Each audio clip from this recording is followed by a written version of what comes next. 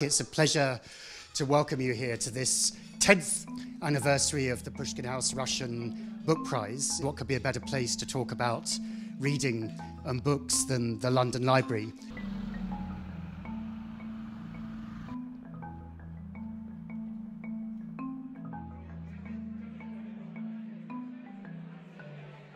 I think it's a very brave and honorable thing to do on the part of this respected cultural institution to avoid this self-evident temptation to actually miss 2022. No, I mean, no. It's been a challenging year, of course, as I don't need to tell any of you.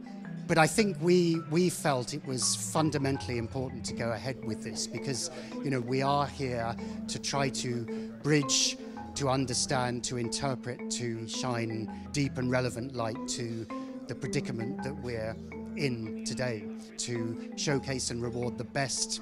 In the current context, there couldn't have been a better venue to have this prize. And London Library has a long history of hosting exiled writers.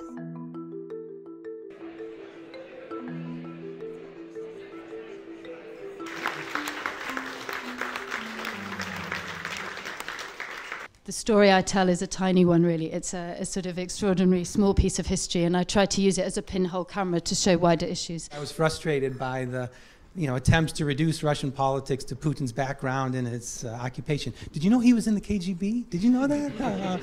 And it's our duty, I think, as scholars to try to understand that variation and explain it, raise the quality of the evidence around the debate about Russia.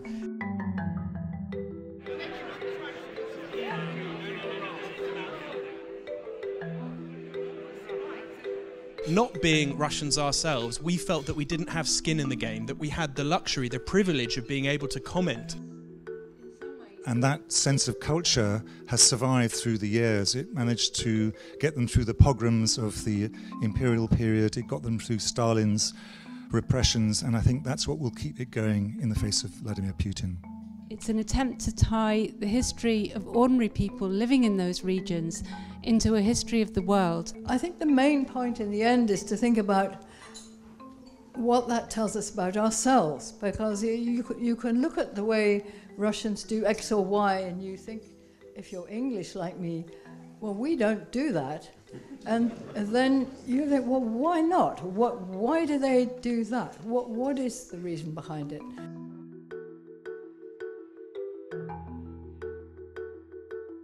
I think it's very important to think that culture, particularly in a time of stressful difficulties like we're encountering now, assumes a particular importance. That's the probably most difficult challenge for the Russian culture in the next generation, or maybe 2 generations or 3 generations, I don't know.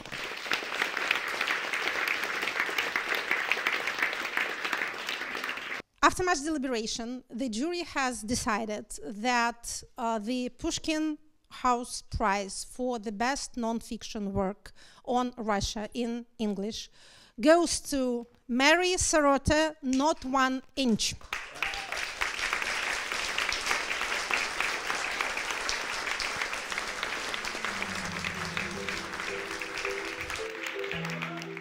My book, Not 1 Inch, has been shortlisted for other prizes, but never advanced further until now.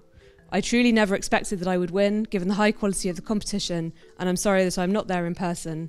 I persisted in my research because I felt strongly that it is essential to understand the history of Western interaction with Russia. Thank you one final time. And together with the prize, the Pushkin Prize proper, to have a special mention for another book on the short list. And this is Maria Stepanova's In Memory of Memory. So thank you very much for your work. The reward goes to you.